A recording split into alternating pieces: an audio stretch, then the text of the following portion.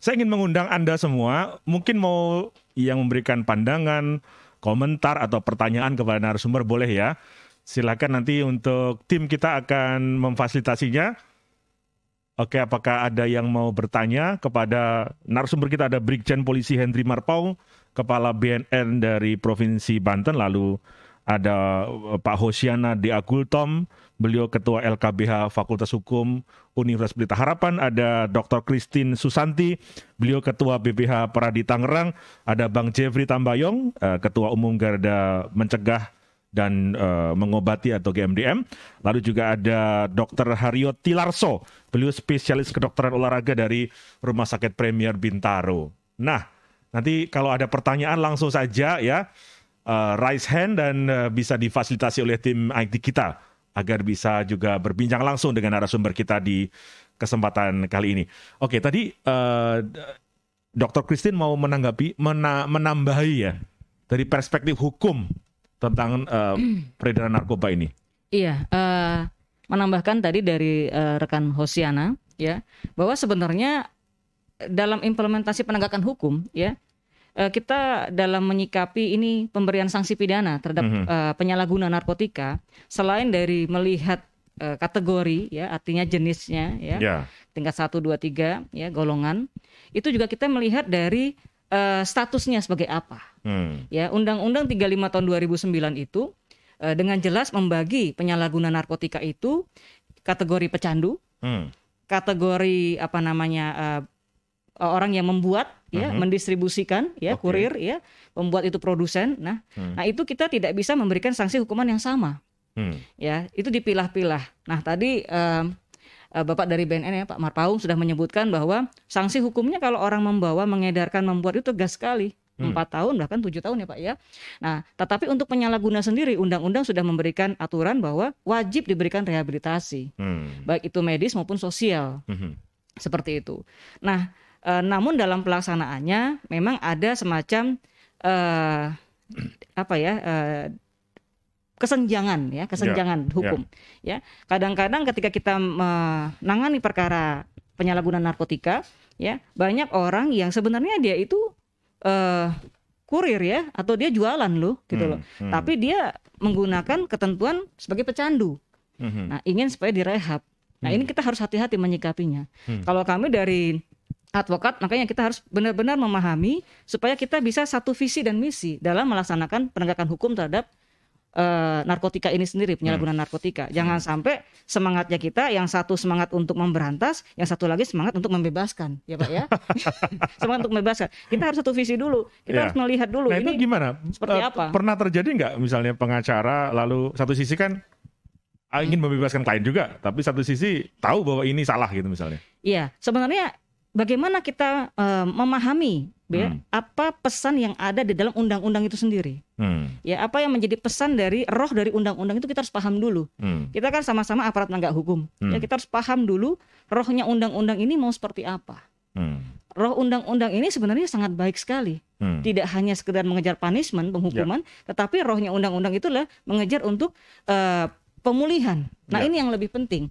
Ya, apakah itu untuk pencegahan juga ada, ya. Dan tadi pemulihan. Nah, sekarang ketika ditanyakan dalam contoh lah kita ya, kemarin itu baru 3 hari Pak. 3 hari itu ada klien yang datang ke kita, kasusnya narkotika, penyalahgunaan narkotika. Nah, ini kita sangat hati-hati sekali. Kalau kami sangat hati-hati sekali, ya kami pilah-pilah. Hati-hati itu dalam arti apa? Sangat hati-hati untuk menerima klien terkait dengan penyalahgunaan narkotika. Ya, kita tanya dulu dalam konsultasi itu, ini statusnya sebagai apa? Pemakai, murni pemakai, atau ikut jualan, atau jangan-jangan ikut memproduksi kan? Nah, ini kita pilah-pilah. Kalau dia pemakai murni, sudah berapa lama? Dan apakah keluarga mengetahui dan sudah melakukan upaya hukum, upaya lain? Contoh upaya lain itu ada PP ya Pak ya, yang mengatur wajib lapor. Nah, inilah menuntut peran serta dari keluarga dan masyarakat untuk kita peduli. Ini yang tadi yang disampaikan oleh Pak Marpaung tadi. Ya. Nah, ini cuma mungkin dalam pelaksanaannya kurang terimplementasi dengan baik. Saya tidak tahu apakah ini ya masyarakat kurang paham atau sosialisasinya yang kurang. Tapi kami selalu dalam beberapa penyuluhan hukum kami, ya memang kami selalu memberikan saran bahwa kalau ada anggota keluarga yang terlibat dalam penyalahgunaan narkotika dan kategori pecandu, ayolah, jangan didiamkan, jangan tunggu sampai dia itu overdosis, meninggal, atau ditangkap polisi. Paling tidak kita lakukan apa yang kita bisa buat. Contoh, ajak dia supaya dia diobati. Oke. Ini menarik, Jenderal atau Pak Jeffrey. Kalau ngelapor nggak ditangkap kan ya? Ya. Nggak ditangkap? Itu ada diatur di Undang-Undang Nomor 35 2009, Pak. Oke. Setiap orang mengetahui bahwa seseorang itu melakukan penyalahgunaan, baik itu korban atau dia sindikat, itu wajib melaporkan, Pak. Wajib ya? Wajib melaporkan, karena ada sanksi, Pak. Kalau nggak melaporkan kena sanksi? Kalau tidak melaporkan ada sanksi, Pak. Wow. Ada sanksi bahwa yang bersangkutan atau orang tersebut tidak melaporkan telah terjadinya suatu tindak pidana narkotika. Itu ancamannya, hukumannya bisa 1 tahun, Pak. Wah, lumayan juga ya, setahun. Nah, jadi terkait dengan keluarga juga demikian, Pak. Ketika anaknya kena sebagai korban, dia tidak melaporkan, dia juga bisa kena, Pak. Karena ada kewajiban. Oke, kalau dia melaporkan? Dia melaporkan, dia dilindungi, Pak. Bahwa dia akan diselamatkan oleh undang-undang ini. Termasuk anaknya? Termasuk anaknya, siapa saja. Oke. Dilaporkan kepada BNN maupun kepolisian. Oke. Ini langkah. Jadi setelah dilaporkan apa yang akan dilakukan oleh BNN? BNN akan melakukan asesmen, Pak. Kita akan melakukan asesmen apakah yang bersangkutan ini sebagai korban atau dia sebagai rangkaian dari satu sindikat tindak pidana. Kita harus pilihkan di sana. Nah, nanti juga ada namanya rehabilitasi medis dan sosial, Pak. Kita akan arahkan kemana ini korban ini setelah di asesmen.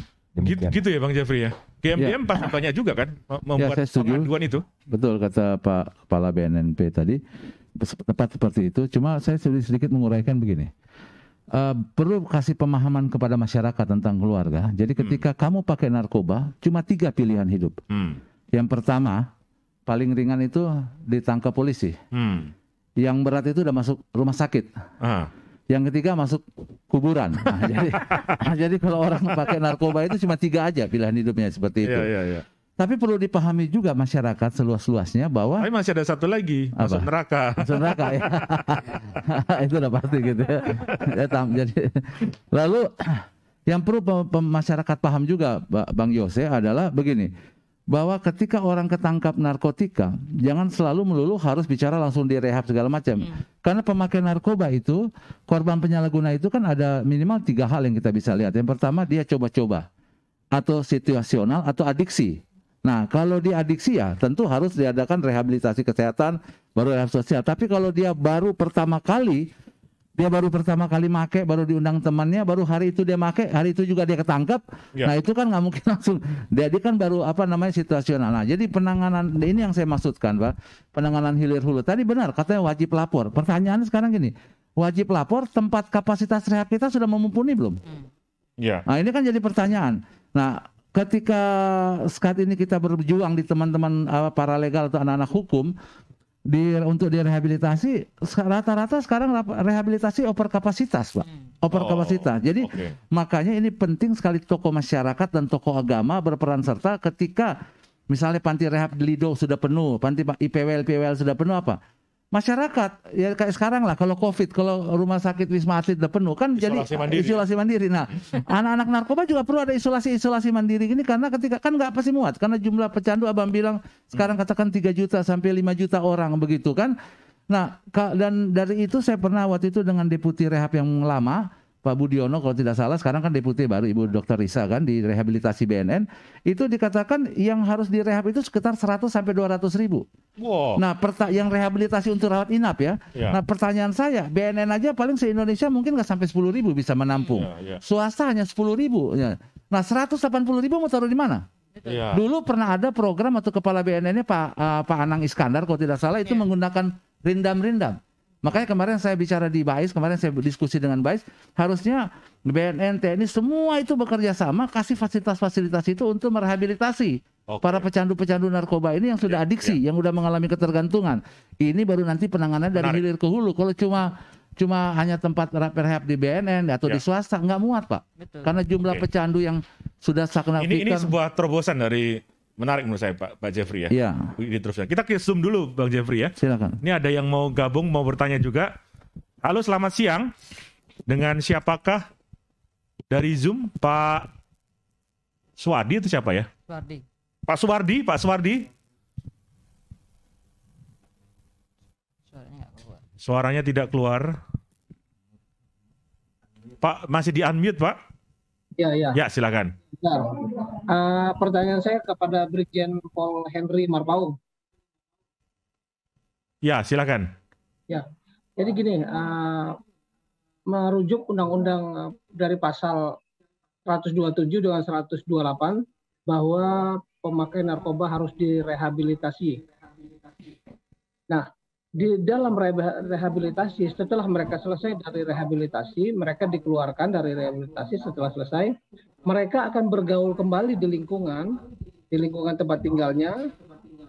Mereka bertemu lagi dengan kawan-kawan narkobanya, otomatis mereka akan kembali memakai narkoba.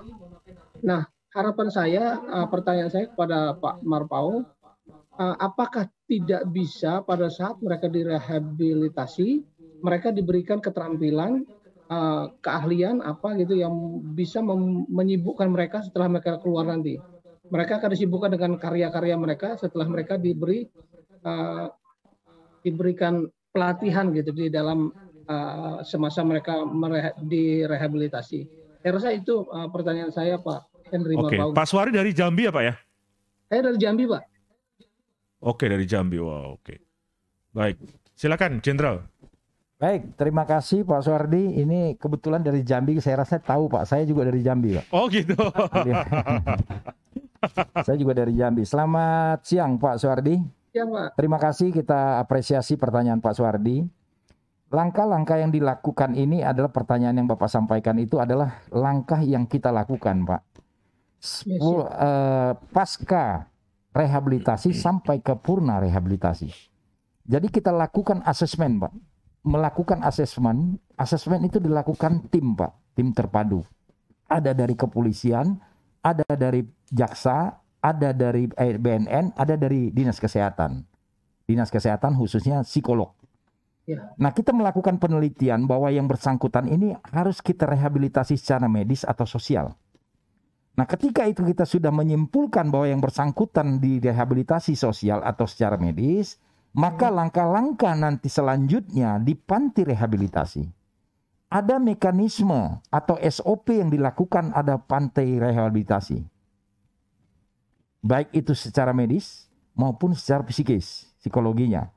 Dan mereka dilakukan kegiatan-kegiatan seperti yang dikatakan oleh Pak Dokter tadi. Mereka dituntun dengan kegiatan-kegiatan olahraga secara fisik. Kita ketahui bersama bahwa penyalahguna narkotika dan obat-obat ini hampir tidak ada, Pak. Sepengetahuan saya obatnya. Hampir tidak ada obatnya. Yang jelas obatnya adalah dari diri sendiri. Keinginan diri sendiri untuk merubah itu. Oleh karena itu secara psikologi ada dilakukan bimbingan-bimbingan. Baik itu secara psikologi maupun rohani. Sehingga yang bersangkutan nanti bisa kembali untuk melakukan secara produktif kegiatannya. Nah, yang bersangkutan ini setelah nanti dia purna keluar dari panti rehabilitasi, dari bidang rehabilitasi, Pak, salah satu bidang rehabilitasi di BNN, ada melakukan pendampingan. Itu kita pantau, Pak.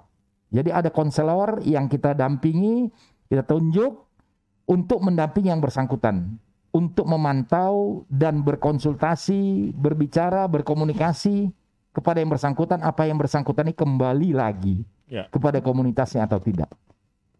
Itu yang Bapak tanyakan, mungkin sudah terjawab. Terima kasih Pak Suwardi dari Jambi. Lalu juga ada Ibu Mariana yang mau bertanya juga dari Zoom. Bu Mariana, silakan. Ya, Ibu Mariana. Ya, terima kasih Pak. Saya Mariana dari SMA 10 Kota Bekasi. Bekasi, ya silakan Bu. Ya. Tadi saya mendengar bahwa lingkungan itu bisa dijadikan atau dikatakan sebagai salah satu faktor dalam penyebaran atau pemakaian narkoba. Ya. Jadi diperlukan keluarga yang kuat, keluarga yang bisa membuat anak nyaman, itu ya Pak ya, untuk dari itu. Tapi jangan salah, kalau 24 jam dibagi 2, karena setengah harinya anak berada di rumah. Kalau kita bagi 2 itu hanya 12 jam. Tapi 12 jam itu tidak kualitas semuanya tatap muka sama orang tua. 8 jam digunakan untuk tidur. Ya kan? Artinya hanya sekitar 5 atau 4 jam. Nah, yang lebih besar sebenarnya adalah sekolah. Sekolah 8 jam, Pak. Anak-anak berada di sekolah. Nah, saya sering, ya bisa dikatakan nggak selalu gitu ya, menemukan anak-anak yang memulai mencoba-coba itu dari merokok di kantin atau merokok di kamar mandi, toilet dan sebagainya. Ini adalah sebenarnya jalur tahap pertama bagi anak untuk mengarah ke yang narkoba. Oke. Nah, ketika saya tanya sama anak-anak kenapa dia melakukan itu, ya pertama mungkin tidak merasa nyaman, tidak mendapatkan haknya sebagai anak di rumah. Tapi ada juga yang mengatakan mereka menjadikan acuan di media sosial atau di televisi media itu dengan menonton misalnya semacam artis aja yang ketahuan narkoba jelas-jelas Bu cuman direhabilitasi. Nah, itu yang sebenarnya juga harus kita menjadikan evaluasi. Artinya apabila yang dimaksud dengan rehabilitasi itu harus ada kategori yang jelas.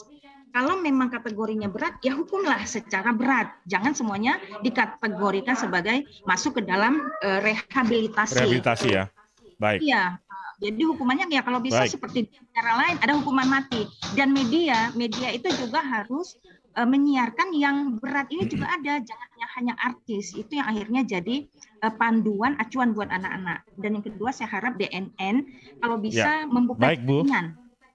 Membuka jaringan ke sekolah ya Pak untuk memberikan pemahaman kepada anak-anak kita di tingkat SMA. Itu aja. Terima kasih. Terima kasih Bu Mariana dari Bekasi yang sudah memberikan pandangan ya, komentar juga. Saya akan lanjutkan dulu, ada Ibu Kamra. Ibu Kamra silakan. Ya Ibu Kamra. Iya. Ya. Kedengeran suara saya? Silakan. Kedengeran Bu. Ibu dari mana? Saya peserta Duta Anti Narkoba 2021, Pak. Oh, tinggal di mana, Bu? Saya tinggal di Karawaci, Tangerang, Pak. Oh, Karawaci, oke, tetangga ya. Oke, silakan, Bu. Ya, sebelumnya maaf ya, Pak, nih saya sambil kerja nih, Pak, soalnya. Iya. Ya, jadi pertanyaannya gini, saya sebagai generasi milenial nih masih sangat bingung untuk mengambil sikap seperti apa. Nah, pertanyaannya adalah jika kita melihat aktivitas mencurigakan yang menjurus pada narkoba, apa yang harus kita lakukan pertama kali? Mungkin dari narasumber bisa mengarahkan bagi kita generasi milenial untuk mengambil langkah yang tepat. Itu saja, Pak. Terima kasih. Oke, terima kasih ya. Oh, masih lagi ada? Oke. Silahkan. Silakan tim yang IT, siapakah yang mau bertanya lagi?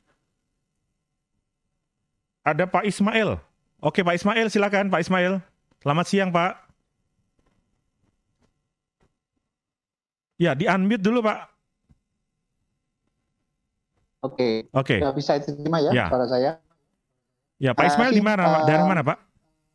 Di Surabaya. Surabaya, oke, silakan.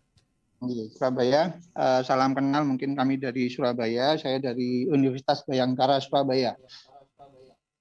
Kemudian dari beberapa pemaparan dari para panelis tadi, saya sangat bangga bagaimana sikap dan keinginan dari para panelis untuk menyelamatkan generasi atau bangsa kita yang saat ini lagi diserang habis-habisan dengan narkoba. Itu yang pertama. Yang kedua, kami bangga. Yang kedua, bahwa apa yang dilakukan oleh para penegak hukum, baik BNN maupun dari kepolisian, saya sangat apresiasi bahwa sudah maksimal, sudah sangat banyak yang jadi korban, baik itu yang dibunuh atau ditembak mati atau bilang 810 itu sudah banyak. Tapi realisasinya bahwa permintaan bukan menurun, permintaan makin meningkat. Indikasinya adalah antara supply, demand, dan price selalu berhubungan. Yang ingin saya sampaikan bahwa kami sudah mencoba melakukan pendekatan kepada masyarakat melalui dari KKN tematik yang sedang berjalan dan sudah berjalan tahun yang lalu.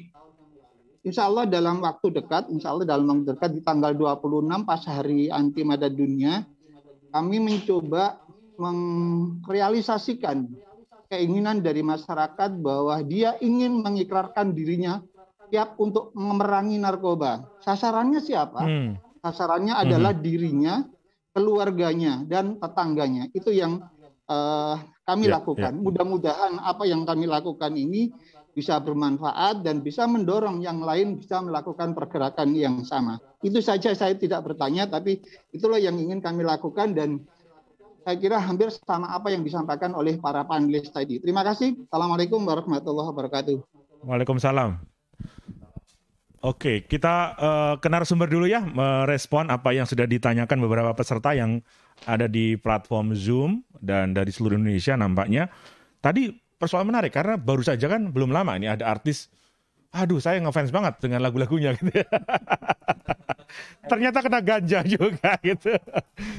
Nah ini gimana nih Pak Jenderal atau Pak Jeffrey nih yang level nasional gitu kan untuk menanggapi. Baik, terima kasih. Ini terkait dengan pertanyaan yang disampaikan para penanya tadi. Upaya yang dilakukan oleh kepolisian dan BNN sudah cukup baik katanya. Saya pikir ini memang kita lakukan. Saya sebelum di BNN saya juga di kepolisian, Pak. Saya mantan Direktur Reserse Narkoba Polda Sumatera Utara. 3 tahun hampir di sana, Pak. Di sana adalah pintu gerbang salah satu, Pak. Masuknya narkotika dan obat-obatan dari luar negeri, Pak. Dari negara-negara tetangga. Melalui Aceh masuk Sumatera Utara, Sumatera Utara bisa ke bagian Sumatera lain dan sampai ke Pulau Jawa.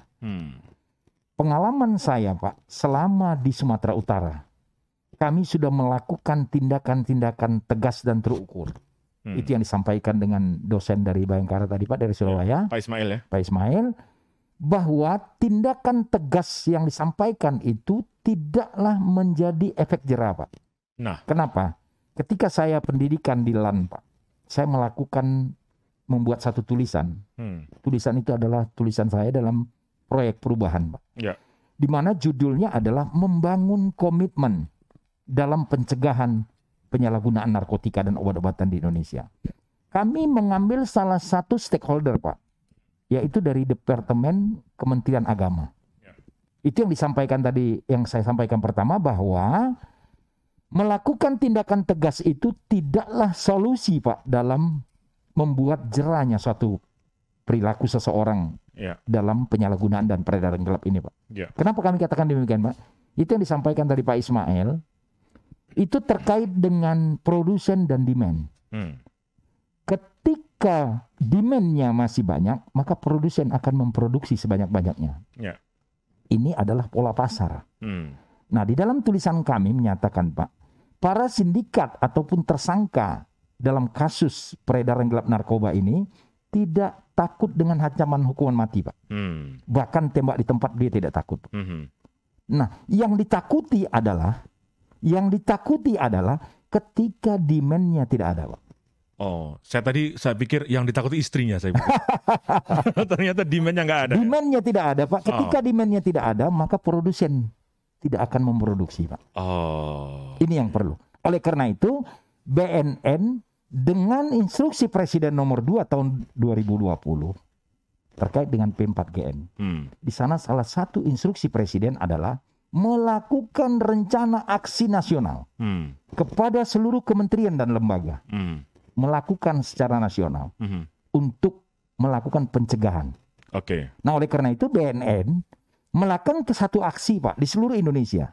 Seluruh Indonesia, BNN sudah melakukan aksi, yaitu membentuk desa-desa bersinar, Pak. Bersinar dalam arti kata secara harfiah bukan terang, Pak. Bersih dari narkotika. Harapan, Pak. Harapan. Karena instruksi Presiden dari 2020 sampai 2024, harapannya Indonesia bersinar. Bersih dari narkotika dan obat-obatan. Dengan mengedukasi. Dengan melakukan workshop, dengan segala macam kita lakukan untuk mengedukasi masyarakat memahami bahwa bahaya narkotika itu. Baik, Jenderal. Ini sudah ada lagi yang mau gabung ya. Coba kita buka dulu Zoom.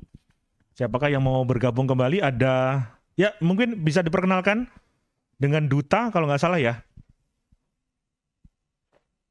Silakan Duta. Halo Duta. Ya, silakan Duta. Dari Zoom.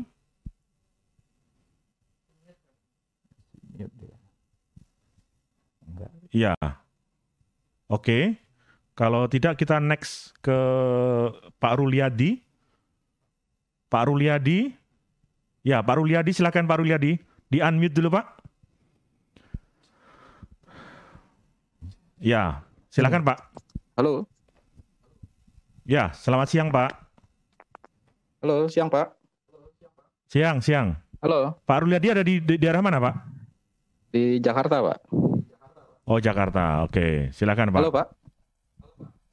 Iya, langsung ya, Pak. Suara Bapak sudah kedengar dengan jelas. Ya, selamat siang para narasumber. Izin, nama saya Ruliadi, Sekjen Forum Organisasi Kemasyarakatan Anti Narkoba atau FOKAN. Singkat saja dari saya, jadi seperti kita ketahui bahwasanya pembuat undang-undang telah memerintahkan kepada pemerintah untuk melakukan upaya rehabilitasi kepada korban penyalahgunaan narkotika. Kebetulan dahulu pada saat RDPU dengan DPR, saya ikut beberapa kali dalam rangka penyusunan RUU narkotika, begitu Pak. Jadi kita ketahui bahwasanya ada dua tipe orang yang melakukan rehabilitasi. Pertama, voluntary, yang kedua adalah compulsory, begitu. Nah, kalau voluntary, selama ini kita lihat memang masih banyak kendala di lapangan. Terutama masyarakat yang ingin melakukan upaya lapor diri secara kesadaran, mereka takut. Takut apakah mereka akan tertangkap kalau mereka lapor diri. Kan begitu. Kedua, pengalaman kita di lapangan, mereka itu takut apakah ini ada biaya atau tidak. Seperti itu. Ini yang dikhawatirkan oleh masyarakat. Yang ketiga, mereka itu nggak tahu, Pak. Mereka mau lapor kemana. Kalau lapor ke BNN juga ngeri. Lapor ke kantor polisi juga mereka ngeri. Seperti itu. Mereka kemana nih mau lapor? Nah, kita sebagai komponen masyarakat yang memang bergerak di bidang P4GN, memang kita masih banyak kelemahan, masih banyak kekurangan. Kita lakukan upaya semaksimal mungkin kita edukasi masyarakat. Ini gratis. Silahkan lapor ke BNN provinsi, rumah sakit, puskesmas yang telah ditunjuk oleh pemerintah. Biaya juga tidak ada, free. Bahkan terakhir Pak Kepala BNN mengatakan bahwasanya upaya rehabilitasi ini adalah free alias gratis. Itu pun masih banyak yang tidak tahu dan tidak mau melaporkan. Ini menjadi kendala kita. Itu dari voluntary. Kalau compulsory, upaya rehabilitasi yang ada di jalur hukum, ini kita tahu juga berat. Memang kenapa berat? Hampir mayoritas korban penyalahguna itu berakhir di penjara. Begitu Pak. Nah ini bagaimana kita bisa menyelamatkan mereka? Ini bagaimana keberadaan TAT, tim asesmen terpadu ini kan harus lebih maksimal. Banyak orang tuh nggak tahu TAT itu apa, di mana kerjanya. Dalam satu provinsi, dalam BNN provinsi itu berapa sih timnya? Korelasi mereka dengan Polsek, dengan Polres, dengan Polda itu bagaimana? Apakah mereka tiap hari mengecek? Apakah mereka tiap hari memantau? Kan begitu. Nah inilah upaya kita masyarakat untuk terus melakukan upaya untuk menyelamatkan anak bangsa agar mereka tidak masuk ke penjara, tetapi upaya rehabilitasi sesuai dengan amanah undang-undang. Nah, jadi saran saya ada beberapa hal itu. Pertama, masifnya upaya voluntary pemerintah kepada seluruh masyarakat, kan begitu. Kedua, buka sebanyak mungkin layanan terpadu, layanan pengaduan terhadap rehabilitasi. Jadi intinya adalah keseriusan pemerintah dalam upaya rehabilitasi ini adalah kunci untuk mewujudkan Indonesia bersinar atau Indonesia bersih narkoba. Seperti itu, Pak. Terima kasih, Pak. Terima kasih Pak Ruliadi ya dari Jakarta. Tadi salah satu dari organisasi yang membantu juga untuk pemberantasan narkoba, pencegahan narkoba. Oke. Mungkin Pak Jenderal dulu nih, kayaknya urusannya dengan ini semua nih. Urusannya dengan rehabilitasi dulu. Sebelum saya ke narasumber lain ya. Oke. Baik Pak, saya akan melanjutkan tadi. Satu hal lagi, ada pertanyaan Ibu tadi yang mengatakan, Pak, hukuman mati itu tidak membuat jera. Tapi Ibu tadi mengatakan bila perlu dimatikan semua kan. Nah, jadi kontradiktif interminis itu. Tidak menjadi solusi, Pak. Ya. Kenapa tidak menjadi solusi? Bahkan ini menjadi problem, Pak. Di Kementerian Kundanham, yang menjadi penyumbang terbesar di dalam lembaga pemasyarakatan adalah Polri dan BNN. Itu terkait yang disampaikan oleh narasumber yang terakhir. Semuanya berakhir ke penjara, Pak. Nah, di penjara itu, yang tadinya korban, dia keluar akan menjadi pelaku utama. Akan menjadi pengedar. Akan menjadi kurir, Pak. Karena mereka ketemu dosen-dosen di dalam sel. Ahli-ahlinya ketemu di dalam semua, Pak. Nah, oleh karena itu memang diatur di dalam Undang-Undang 35 2009 itu bahwa korban harus direhab, Pak. Wajib. Itulah upaya undang-undang yang sudah dilahirkan oleh para pembuat undang-undang untuk menyelamatkan anak bangsa, Pak. Itu. Nah, yang kedua, Pak, yang disampaikan tadi terkait dengan voluntary dan compulsory. Voluntary itu, Pak, ada budaya kita, budaya timur, Pak, yang masih menganggap bahwa narkotika ini aib, Pak. Sehingga mereka secara psikologis mereka tidak mau melakukan laporan itu, Pak. Ini sama kayak COVID dong ya? Iya, hampir begitu. Seperti yang disampaikan tadi, salah satunya terkait dengan mungkin biaya besar kalau direhab. Yang kedua mungkin di polisi atau BNN, saya ini ditangkap atau direhab. Masih ada keraguan-keraguan. Yang ketiga itu yang tadi saya sampaikan bahwa budaya kita masih ada budaya, Pak, untuk menutup aib. Padahal ini bukan aib, Pak. Ini justru menyelamatkan anak bangsa, Pak. Ketika orang-orang yang mengetahui ini melaporkan secara voluntary, inilah penyelamatan anak bangsa. Oleh karena itu, Pak, BNN sudah banyak membentuk relawan-relawan anti narkoba, Pak. Baik dari kaum milenial, baik dalam pekerja, semua lini kita bentuk. Tujuannya adalah agar para relawan ini bisa menyampaikan, Pak, secara edukasi kepada seluruh masyarakat untuk mengatakan tidak terhadap narkotika dan obat-obatan. Sehingga masyarakat yang sudah memahami itu bisa membangun komitmen, Pak, dan membangun imunitas diri untuk mengatakan tidak terhadap narkotika.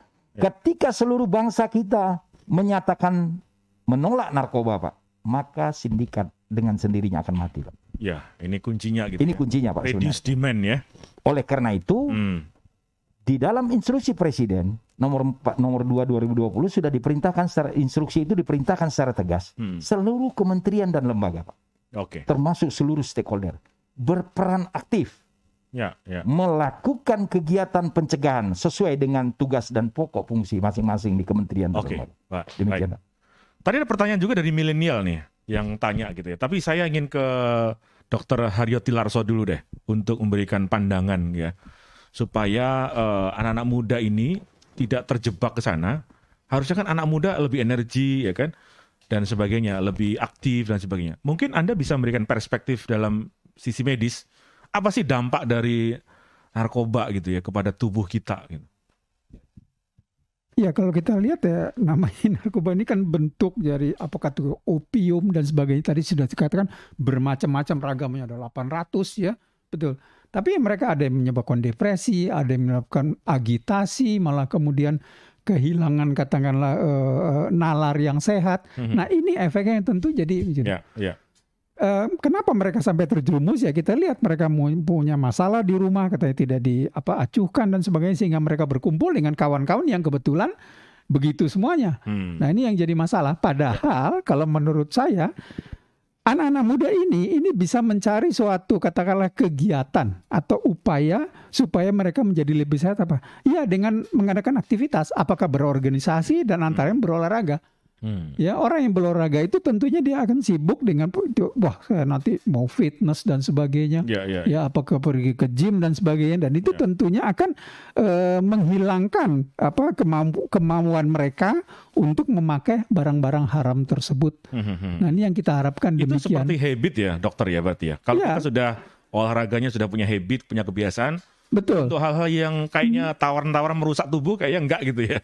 Enggak akan. Kecuali orang overtrain ya. Jadi olahraga yang katakanlah mesti kalau mau sehat itu kan 3 kali sampai 5 kali seminggu mereka melakukan tiap hari ya tentunya akan merugikan. Ya, tetapi selama kita melakukannya dengan benar itu akan berefek dengan baik kepada badan seperti saya katakan tadi meningkatkan imunitas dan sebagainya. Ya jadi justru positif dalam hal ini. Kalau untuk pecandu apa rehabilitasi dalam olahraga apa yang biasanya disarankan dok? Sama, itu saya pernah tahu saya mengunjungi kawan yang mempunyai tempat usaha rehab itu dulu berapa tahun yang lalu itu mereka mengatakan gitu. Salah satu caranya gitu mereka berkumpul pagi-pagi diajak kemudian berolahraga. Olahraga apa aja? Olahraga apa bisa waktu itu mereka mengadakan sepak bola, kemudian mereka jogging dan sebagainya. Kebetulan tempat itu ada renang untuk kolam renang, ada kolam renang. Nah itu bagus sekali di situ.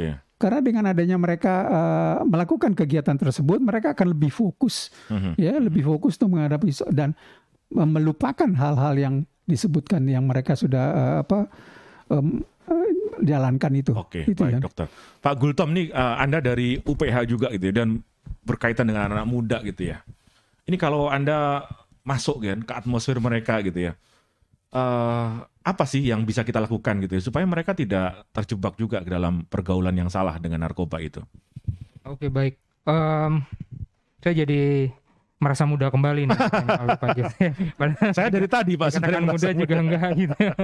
Nah baik, jadi memang lingkungan saya selaku dosen ya ya sebagai pernah anak muda juga dulu kan pernah sekolah ya memang di sekolah itu tadi ada ibu yang menanyakan juga ya terkait hal tersebut. Di sekolah kan juga memang lingkungannya berpengaruh ya. Nah tapi kan namanya anak muda itu kan pengen tahu gitu ya, selalu ingin tahu, selalu kadang-kadang ya tadi mencoba-coba atau kemudian ingin dianggap keren gitu ya pergaulan. Nah itu yang harus diperhatikan menurut saya. Dan jadi itu value-nya harus kita masukkan juga ya. Nah itu kan asalnya dari memang di sekolah berapa jam sehari gitu ya, mungkin lebih banyak kumpul di sekolah daripada di rumah, tapi kan kualitasnya itu kan di rumah sebenarnya ya. Jadi ya itu peranan orang tua dalam mendidik ya, memberikan pengetahuan gitu terhadap si anak supaya semacam dibekali gitu loh. Seperti misalnya membawa makan siang dari rumah, ya udah dibekali dari rumah gitu. Jadi jangan yang seperti itu gitu ya. Ya mudah-mudahan dengan seperti itu gitu ya Pak ya, itu bisa mencegah. Karena kan kalau saya nggak salah juga di Indonesia memang generasi mudanya yang paling banyak terkena ya Pak Henry ya. Jadi berapa persen Pak Henry? 30-an% ya? Ya, antara 30-40%. Wow, banyak ya. Iya, nah itu kan kaum milenial. Ya. Betul. Nah, itu kan sangat berbahaya sekali bagi kelangsungan bangsa kita gitu ya. Bagaimana kalau semuanya seperti itu, sebagian besar seperti itu. Nah, itu sih Pak. Nah, makanya pembinaan rohani itu juga penting sih. Ya, jadi ya itu harus semuanya dan nggak cukup sekali-sekali sih. Ya, kalau rohani kasih ke Bang Jeffrey Tambayong. Iya, betul. Pak Jeffrey lebih ahli lah lebih ini dalam hal ini. Bang Jeffrey, kalau ngomongin tadi soal value kerohanian dan sebagainya, hot button-nya apa sih yang harus kita sampaikan kepada kita semua gitu supaya menjauhi narkoba gitu? Iya, kalau penanganan milenial kan tidak bicara misalnya dari ustadz atau pendeta yang sifatnya khotbah saja, begitu kan. Jadi anak-anak sekarang malah kabur, bisa bete untuk begitu. Jadi kita harus menyesuaikan dengan milenial sekarang. Tapi yang paling penting sih kami GMDM itu punya program namanya MTC, Miracle Touching Community. Jadi mentoring fathering. Jadi ini Anda konsisten ini soal Bapak ya? Iya, jadi gini, maksudnya kekosongan figur Bapak jadi, gitu. Baik itu ustadz kah, pendeta kah, mereka harus menjadi mentor, menjadi fathering untuk orang-orang itu. Karena kita tahu betul bahwa kita sudah sepakat bahwa korban penyalahgunaan narkoba ini adalah korban, bukannya penjahat. Yang mereka harus diobati. Dan kita juga harus pahami betul bahwa pecandu, penyalahguna narkoba ini, korban ini, mereka ini bisa relapse. Ada yang sudah 5 tahun udah nggak make, tiba-tiba make lagi. Ada yang 10 tahun bisa make lagi. Nah, jadi mentoring mereka ini mentoring seumur hidup sebenarnya. Cuma memang tentu kalau yang masih ketergantungan, adiksi ya mungkin bisa setiap hari. Tapi yang sudah tidak, mungkin hanya seminggu sekali kita adakan kegiatan ini. Tetapi dalam penanganan ini sih saya menyimpulkan begini. Tadi kan banyak ada beberapa statement tadi dari Ibu Guru atau siapa itu, seperti kayak frustasi begitu ya. Ada juga yang pertanyaan, semakin banyak ini narkoba, semakin banyak ini narkoba. Lalu penanganannya memang kalau kita melihat ini memang harus menjadi cermin hukum yang untuk kita sama-sama melihat, karena kayak artis kan ditangkap, kebanyakan itu kan berlabuhnya di rehab. Sementara ada yang lebih sebenarnya dari barang bukti sesuai SEMA, surat edaran Mahkamah Agung, atau SEJA, surat edaran Jaksa Agung, maupun ada TR Kapolri waktu itu masih Pak Anang Istana jadi Kabar Reskrim, itu kan jelas kalau barang bukti segini itu harusnya direhabilitasi. Tapi kenyataannya, kenapa artis direhabilitasi kok orang awam tidak direhabilitasi? Nah, sementara barang buktinya misalnya sama-sama 1 gram ya. Yang 1 gram ini direhab, tapi 1 gram ini tidak direhab. Padahal di riwayatnya sama, dia mantan pemakai, dia ada ini segala macam. Karena hanya artis dan bukan artis. Iya, bisa juga karena artis itu bukan artis, atau akhirnya UUD begitu ya. Jadi ini kan oknum, ini tentu pekerjaan oknum. Tapi ini harus jadi perhatian kita bersama bahwa memang ini keadaan nggak mudah. Satu kalimat kunci dari saya. Jadi yang ini sebenarnya bisa kita laksanakan tadi seperti Pak Kepala bilang tadi, katakan ada goodwill nggak? Ada kemauan yang bersama nggak melihat ini persoalan bangsa? Kalau kita nggak bergerak, Indonesia ini bisa sama hancurnya seperti Cina hancur waktu perang candu. Jadi Cina kan hancur negaranya perang candu waktu lawan Inggris, kan Inggris nggak berperang. Nah, Indonesia harus sadar, mana lagi tadi kita bersyukur ada program desa bersinar. Tapi saya mau katakan, ada nggak RT atau RW yang bisa mengklaim RT-nya bebas narkoba? Saya yakin nggak ada berani RT mengklaim sekarang ini. Jadi tingkatan RT RW aja sudah rawan. Nah, ini benar-benar menjadi jadi kepedulian kita bersama, ada goodwill bersama antara pemerintah. Jangan cuma sibuk program mau Hani, hari anti narkoba, baru kita ujuk-ujuk. Lalu di luar Hani, nah 1 hari yang meninggal kan bilangan kalau BNN nggak salah 30-40 orang meninggal per hari. Kalau nggak salah data UNODC kan sekitar 200 ribuan orang meninggal. Nah kalau kita pakai bilangan 40-50, berarti hampir 15-20 ribu. Jadi hampir 10% loh kematian ada di Indonesia karena narkoba. Jadi ini kan jadi bukan lagi sekedar kita simbolik, ada mau bikin kegiatan tunggu anggaran. Sudah ada Impres nomor 2 tahun 2020. Semua stakeholder, semua swasta pemerintah harus mendukung program P4GN ini. Kenapa? Kalau kita nggak mendukung, kita lagi membiarkan Indonesia hancur karena narkoba. Sampai di pedalaman desa-desa tidak petani-petani yang pakai narkoba, nelayan-nelayan yang pakai narkoba, orang di pedalaman orang-orang yang pekerja tambang pakai narkoba, aparat-aparat oknum-oknum yang pakai narkoba, ini semua lini. Nah, ini pergerakannya tadi. Saya setuju kata Pak Kepala BNN tadi. Makanya saya berharap juga para pemimpin bukan memuji beliau di samping saya, tidak. Saya banyak lihat track record beliau juga, beliau ini turun ke lapangan ke organ-organ anti narkoba. Dan pemimpin harus kayak begini. Untuk apa tunjukkan? Untuk apa melibatkan masyarakat? BNN sendiri, polisi sendiri nggak mampu. Jadi polisi maupun BNN harus turun ke masyarakat, libatkan masyarakat. Dan tentu masyarakat bukan hanya penggiat anti narkoba, tapi tokoh-tokoh agama, tokoh-tokoh masyarakat. Karena semua sendi, semua lini yang sudah kena dengan narkoba dan Indonesia, menurut perkiraan saya, kalau kita nggak bergerak, jangan tunggu 10 tahun, 5 tahun ke depan kita nggak tahu nih kehancuran yang sedang dibuat oleh narkoba ke depan. Karena sekarang yang seperti tim lawyer tahu ya, penjara-penjara kan udah over kapasitas, bukan lagi 100%, ada 200, 300, 400%. Dan rata-rata itu narkoba. Dan ini kalau kita nggak berak, jadi ini tadi kata kalimat kuncinya, ada goodwill nggak, kehendak baik nggak, bahwa ini perang kita bersama. Dan ingat, perang kita saat ini kan ya Bang, perang ini sekarang ini bukan main-main. Perang kalau lawan Belanda, lawan Jepang kelihatan wajahnya bagaimana. Ini kan perang tanpa wajah, kita nggak kelihatan siapa. Iya, perang tanpa wajah, tapi kita harus bersatu. Saya percaya kita pasti bisa. Merdeka. Oke, luar biasa dari Bang Jeffrey.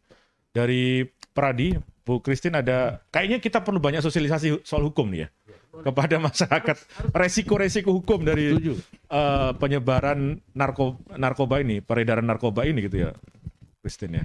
Iya, betul Pak. Jadi memang kalau dari PBH Pradi Tangerang, memang salah satu program kami adalah untuk memberikan penyuluhan hukum kepada masyarakat terkait tentang bahaya penyalahgunaan narkotika. Itu. Nah, di dalam pendampingan ya kami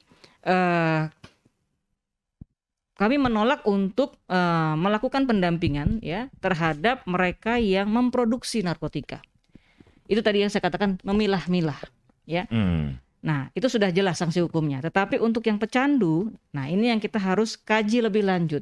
Karena konsep penghukuman yang kita usung, ya kebetulan juga saya dosen dan disertasi saya Pak, itu kebetulan tentang narkotika. Jadi berbicara mengenai kebijakan hukum pidana terhadap pecandu penyalahgunaan narkotika.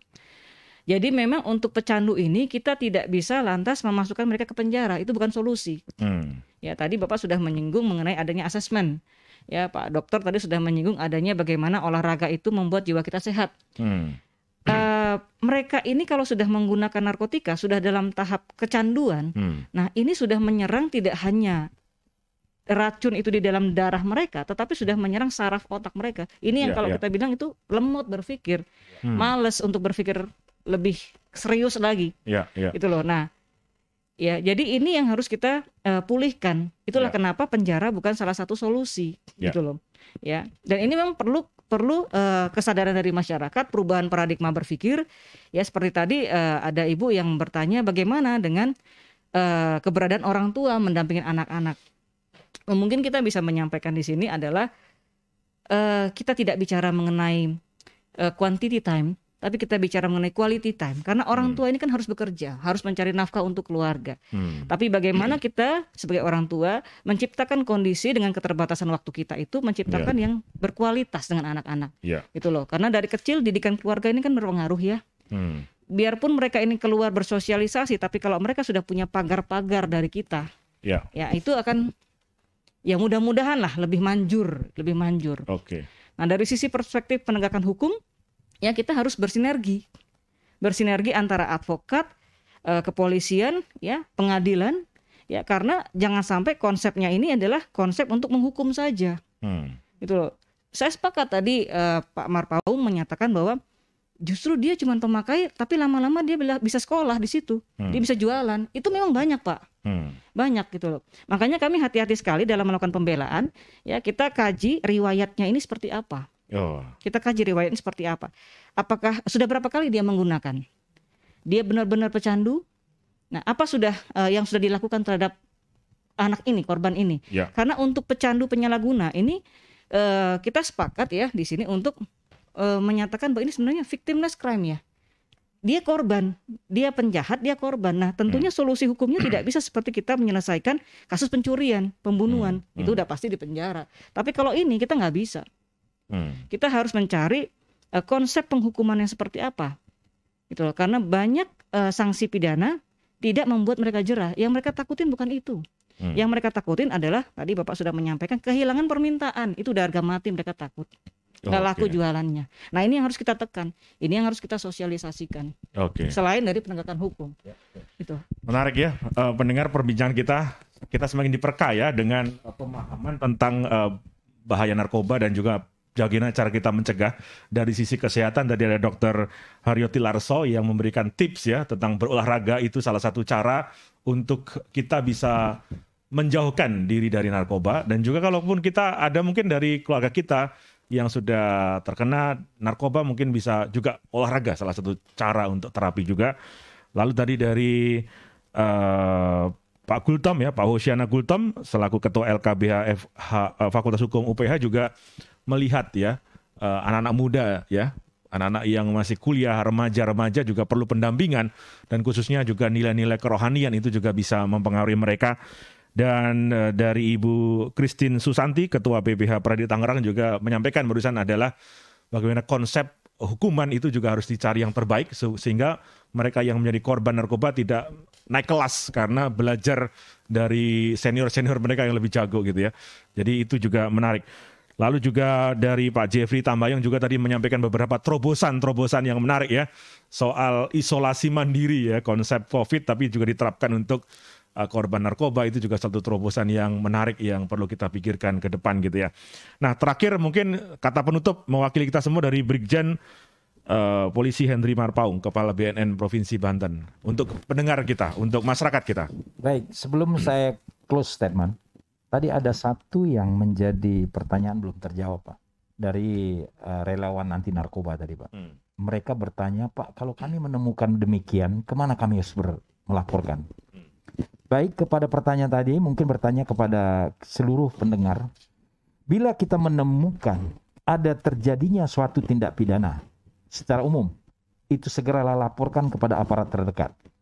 Kepolisian, di sana ada kecamatan, ada kelurahan, kalau tingkatnya dari kelurahan. Nah, ketika menemukan adanya pelanggaran pidana terkait dengan narkotika dan obat-obatan, segeralah laporkan kepada kepolisian dan kepada BNN terdekat. Maka kita akan melakukan gerakan untuk menindaklanjuti laporan tersebut. Itu, kita ada call center. Kemudian, close statement kita. Saya sebagai Kepala Badan Narkotika Nasional Provinsi Banten, dengan tagline BNN RI, menyatakan war on drug. Mari kita perangi narkotika dan obat-obatan. Karena narkotika ini adalah mesin pembunuh manusia. Karena narkotika bukan hanya problem Indonesia, tetapi problem dunia. Oleh karena itu, saya menghimbau kepada seluruh pendengar untuk mari kita bersama-sama membangun komitmen, menyatakan tidak terhadap narkotika. Mari kita tabuh genderang dan kita kibarkan bendera perang terhadap narkotika dan obat-obatan. Demikian. Terima kasih untuk Brigjen Henry Marpaung, dan demikian perbincangan kita dalam webinar dalam rangka Hari Anti Narkoba Internasional dan juga Hari Keluarga.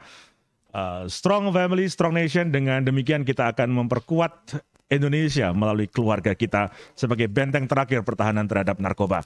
Jose pamit undur, keep on growing, never give up.